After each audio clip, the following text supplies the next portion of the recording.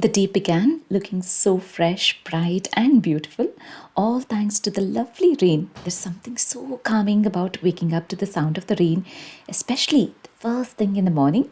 It instantly sets the mood and makes everything feel cozy and peaceful. And of course, weather like this calls for something special, something warm, comforting, and absolutely delicious.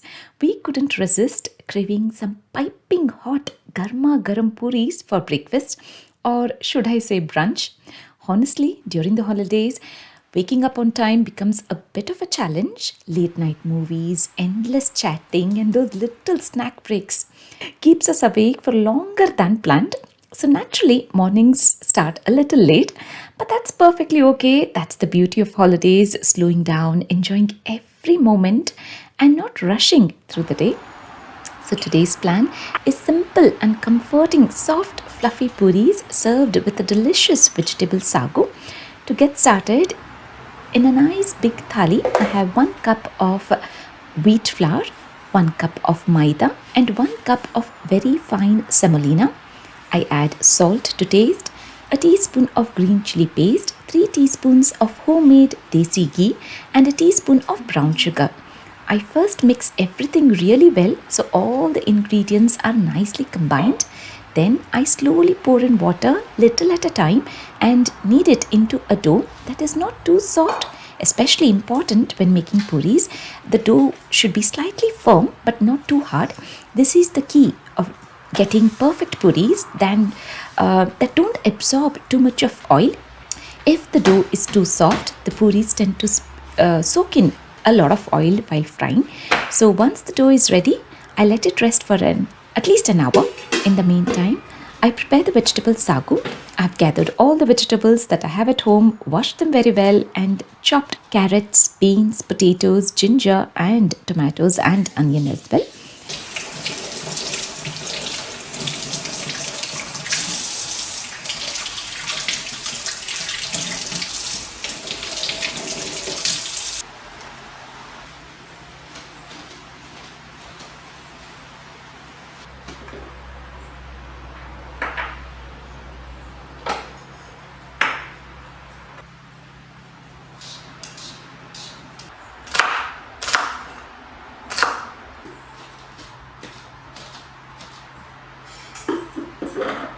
For the gravy, in a mixie jar, I add a bowl full of freshly grated coconut along with handful of coriander leaves, about 2 inches of ginger, 6 green chilies, a teaspoon of cumin seeds, jeera, a teaspoon of poppy seeds, kaskase, a teaspoon of coriander seeds, dhania, handful of cashew nuts, salt to taste, and some water.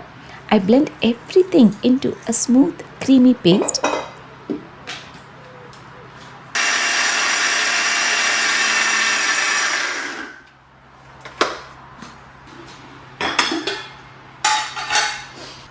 In a pressure cooker, I heat a tablespoon of sesame oil, add half a teaspoon of mustard seeds, allowing them to splutter, and then adding in curry leaves, 1 medium-sized onion, a bowl full of mixed vegetables, carrots, beans, potatoes, sweet corn, and peas.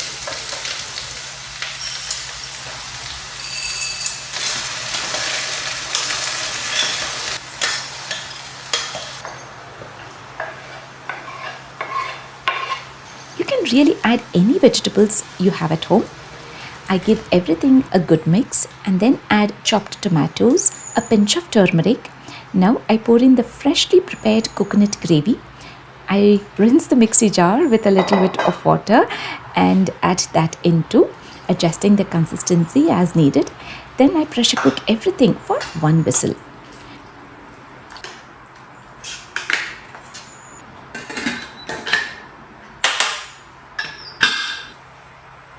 You don't look at it. Yeah, I don't want to eat yet because it was like just a broth.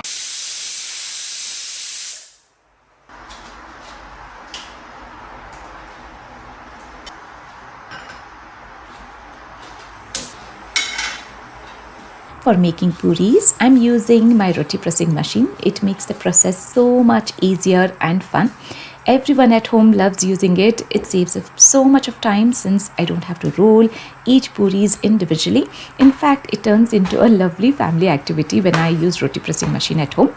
I grease the butter sheet with a little oil and knead the dough once again. Then I pinch small portions and roll them into small smooth balls first. Just the right size of puris. I grease the butter sheet with a little oil and knead the dough once again. Then I pinch small portions and roll them into smooth balls, just the right size for puris. Once all the dough balls are ready, anyone can simply place them in the roti pressing and flatten them perfectly. This way, we all take turns making puris for each other, so everyone gets to sit down and enjoy them piping hot.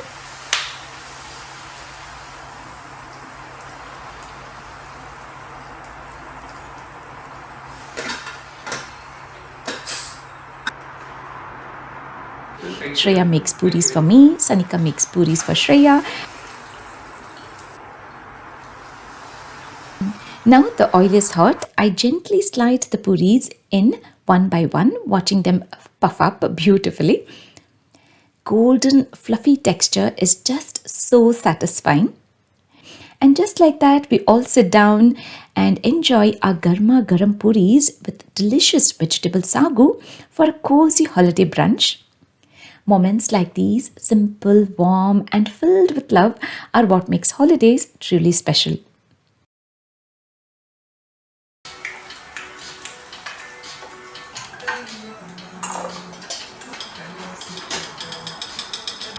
Now that the festival season is just around the corner, I thought it's the best way to start prepping.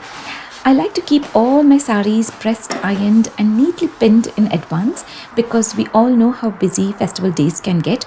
Between visiting friends, welcoming guests at home, and preparing a big scrumptious festival thali, wearing a Kanchivaram silk sari on the spot can feel like quite a task. So instead of rushing later, I prefer to prep my sari beforehand. Today I'm working with a beautiful, long and slightly heavy Kanchivaram silk sari. Since it's quite heavy, draping it on the day itself can be tiring. So what I do is use a mannequin that I have at home. I've adjusted it exactly to my height, which makes the entire process so much easier. I begin draping the sari from the right side, gently tucking it in, not too tight, but secure enough all around, forming a neat loop. Once it reaches the center of the waist, I tuck it in properly and then take the remaining length around to form a loose pallu for now. Just to understand the length, I place the pallu over the shoulder, adjusting it, and once I'm happy with the length, I bring the remaining fabric to the front. This portion is what we use to create the pleats. Now comes the most important part, the pleats. I prefer making multiple small pleats because it gives such a rich and elegant look when worn. While making them, I ensure that each pleat is placed right next to the other, not overlapping, so they are all clearly visible and neat. Yes, smaller pleats can sometimes open up while walking or sitting, but we'll fix that later when ironing. For now, I carefully hold each pleat, align them neatly, pin them in place and tuck them in. Adding another pin slightly above helps keep everything secure and structured as well. Once this is done, you can already see how beautifully the pleats fall, clean, defined and elegant. If you're someone who doesn't have help at home preparing your sari like this or helping you to drape your sari like this, prepping your sari, pinning it up like this in advance is honestly a game changer. On the festival day, it feels just like wearing a wraparound skirt, quick, easy and stress-free. Now that I'm happy with the front pleats, I move on to the pallu. I measure the length slightly longer than the border and then begin folding it into neat pleats using my hands. Once done, I pin it immediately so that the folds stay intact. Here's a little tip. Give the pallu a gentle shake by lifting it slightly high. This helps the pleats settle naturally and fall beautifully. Then I secure it with another pin at a small distance to keep everything in place. Next, I spread the pallu nicely so the design and the border are fully visible.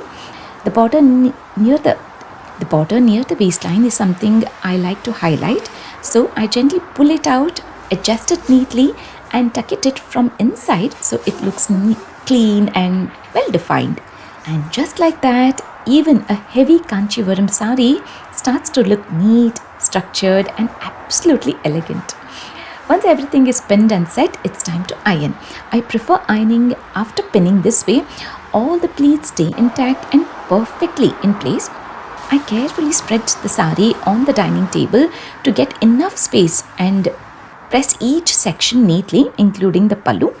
Ironing it really enhances the shine and richness of the silk, making the sari look even more beautiful and festive ready. Now comes the final step, storing it. Since the sari is fully pinned, we need to be careful while folding. I open up only the unpinned section and fold it neatly as we usually do until I reach the pleated portion. At this stage, I stop and gently place it flat on the surface I'm working on, making sure all the pleats stay undisturbed and perfectly aligned. Now, for storing the sari neatly, I use a thermocol square since I already have it at home. But if you don't have a thermocol, you can use a box, a wooden board, or even a cardboard piece, anything that gives structure. I place the thermocol right at the center of the sari and then fold the sari from both the sides so the thermocol sits securely in the middle, with the sari covering it evenly. Using dot pins, I gently secure the sari at a few places so everything stays intact. Then I fold the remaining portion over and pin it again whenever needed or wherever needed. I also make sure the pallu pleats are nicely in place. This is where the thermocol really helps, as it allows me to pin everything securely without disturbing the folds. Once done, I take the pallu and wrap it around neatly, almost like sealing the sari from all sides. And look at that. It's compact, neat, and beautifully secured. This method is perfect not just for organizing your wardrobe, but also for travel. It keeps the sari wrinkle free, saves up a lot of space, and makes it easy to just take out and wear during the busy festival days. I really hope you found this idea useful, especially with the festival season just around the corner. Do let me know your thoughts. Now it's time for food again. Today is one of those days where we are having two meals, but both are quite filling. I noticed there was quite a lot of leftover poha in the refrigerator. And honestly, kids are not always excited to eat poha or upma at my home. If I tell them, I'm sure I will get to see those big long faces. So instead, I decided to turn it up into something fun and exciting. I'm planning to make burger patties using the leftover poha. For this, I pressure cooked 3 medium-sized potatoes for 1 whistle. I've also microwaved the leftover poha for about 3 minutes so it becomes soft and easy to mash.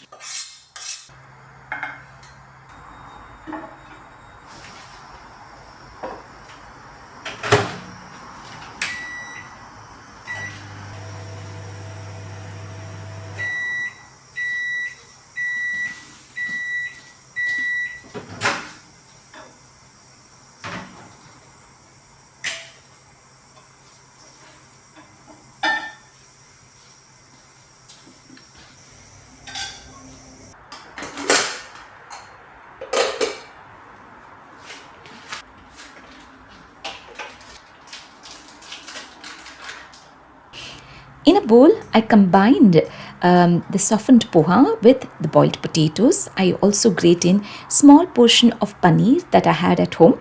To this, I add in salt, amchur powder, chaat masala, garam masala, and a little dry basil powder. Then comes the fun part, mixing and mashing everything really well so it becomes a smooth mixture. The idea is to blend everything so nicely that kids won't be able to recognize what the patties is made up of. I divided the mixture into 3 equal portions, shaped them into bowls, and then flattened them into burger patties, matching the size of the burger buns. Next, I coat them into breadcrumbs on all the sides and place them in the air frying tray with a little drizzle of oil. I air fry them at 190 degrees temperature for 7 minutes time on one side and then flip them to cook for another 7 minutes on the other side.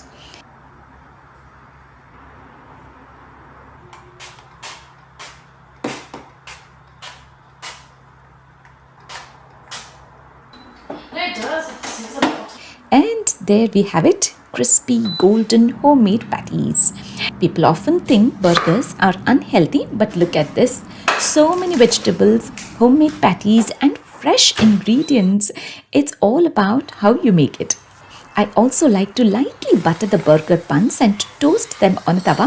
It adds such amazing flavor compared to using them straight from the packet. Now comes everyone's favorite part, assembling the burgers. ಅಲ್ಲಿ ಹಂಗಿಟ್ಟಿಲ್ಲ ಪಾವ್ ಭಾಜಿ ಅಂತ ಕರೀತಾರೆ ಅಲ್ಲಿ ಮೂರು ಕೊಟ್ಟಿರಲ್ಲ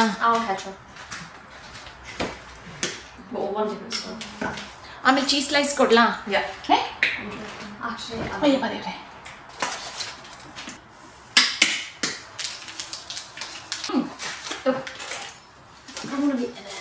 ಅಲ್ಲಿ ಇನ್ನೊಂದಿದ್ರು ಹಿಂಗೆ ಏನು ಬೇಕೋ ಇಟ್ಕೊಳ್ರಿ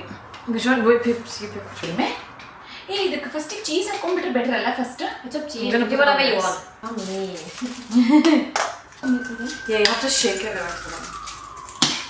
Each one of us builds our own burger just the way we like it. We have sauces like sriracha, ketchup, and peri peri, along with fresh toppings like palak leaves, onions, and tomatoes.